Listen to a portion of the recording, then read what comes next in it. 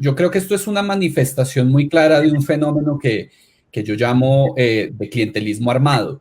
Yo tengo algunos estudios sobre eso. Ese no es un término o un concepto que yo acuñé. Hay unos trabajos de los 90, de Peñate, de autores como Eaton y otros que definen este concepto de clientelismo armado. Tal vez todos nosotros estamos más familiarizados con el concepto de clientelismo a secas, ¿no? El clientelismo electoral o el clientelismo tradicional, en donde se tiene como esa relación simbiótica entre candidatos y ciudadanos, en donde los candidatos dan bienes y servicios, por ejemplo, compran votos a cambio del apoyo político de los ciudadanos.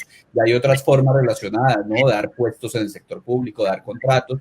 Una particularidad del clientelismo es que generalmente está mediado por unos intermediarios, ¿no? Unos brokers que pueden ser funcionarios de los partidos, pueden ser empresarios, pueden ser líderes locales, pueden ser líderes religiosos. Hay brokers de diferente estilo.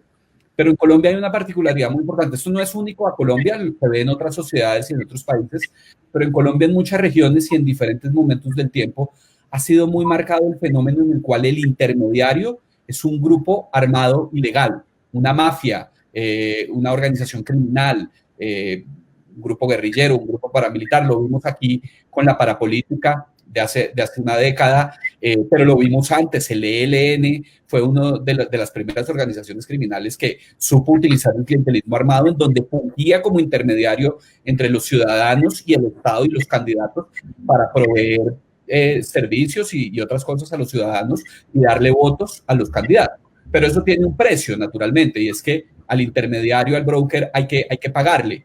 En el clientelismo tradicional se le suele pagar, por ejemplo, con puestos, con trabajo en el sector público. Eso es lo que algunos llamamos el patronazgo. Cuando yo pongo en el sector público al que me ayudó a conseguir votos y no al que por méritos debería ocupar ese cargo. Entonces, yo rifo la Secretaría de Salud, de la Secretaría de Educación, al que me puso votos. O puede ser también con contratos. El problema con el clientelismo armado es que la contraprestación de favores va más allá, ¿cierto? Y entonces ahí es donde vienen problemas en términos judiciales, ¿no? Una justicia más laxa para pagar los favores al grupo armado, y eso permite que se consolide. También el Estado empieza a ceder ese monopolio sobre las armas, sobre la violencia, y es mucho más laxo al momento de perseguir a los criminales. Entonces todo eso al final redunda, María Jimena, en que pues la provisión de los bienes públicos, de los servicios del Estado, es mucho más ineficiente y en algunos casos es perversa cuando tenemos estas lógicas y estas estructuras. Entonces, en el clientelismo tradicional, pues si yo tengo funcionarios que llegaron a sus cargos porque se están pagando los favores políticos, pues los funcionarios llegan a recuperar su inversión, ¿cierto? Y llegan a robar, y entonces ahí tenemos todo el fenómeno de la corrupción. Pero cuando el intermediario es un grupo armado ilegal, una mafia, una organización criminal, pues es peor, ¿no? Porque entonces el grupo armado se perpetúa en el poder y se debilita, y es un fenómeno muy complejo.